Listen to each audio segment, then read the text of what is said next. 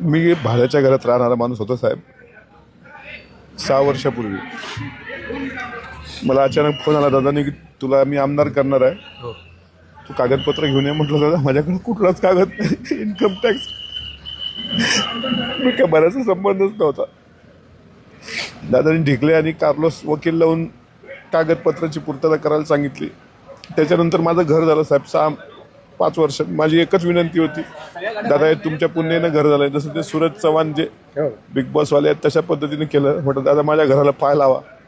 दादाचं मागच्या वर्षी मला आठवतं बजेटचं अधिवेशन होतं. तो म्हणे माझ्या मागं बजेटची गडबड आहे, मी येऊ शकत नाही, तुला घाई असेल तर तू उरकून घे, कारण म्हणा आता उन्हाळा खूप लागलाय.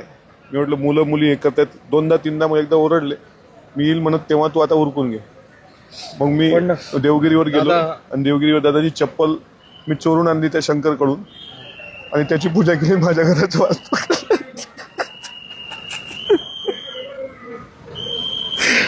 दादा आता मोठी लढाई आहे आपल्या समोर. आम्ही लढाईच नाही लढू शकत सर. आम्ही शस्त्र टाकले, आमचा योद्धा गेलाय. कशी लढणार लढाई? सांग कोणासोबत लढाई लढायची?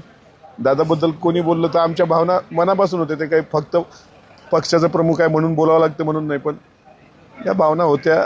लढाई आता संपलेली आहे साहेब. आम्ही पण तलवारी मॅन केल्यात. राजकारण मी अजितदादामुळे माझा राजकीय जन्म झाला आहे. आणि काय होतं, वाढदिवस असला पहिला फोन, समजा हे गव्हाणे आहेत यांचं नाव दिलेलं असायचं, गव्हाणेंचा वाढदिवस, काटे साहेबांचा वाढदिवस. आम्हाला फोन करणारा एक नेता होता महाराष्ट्रात.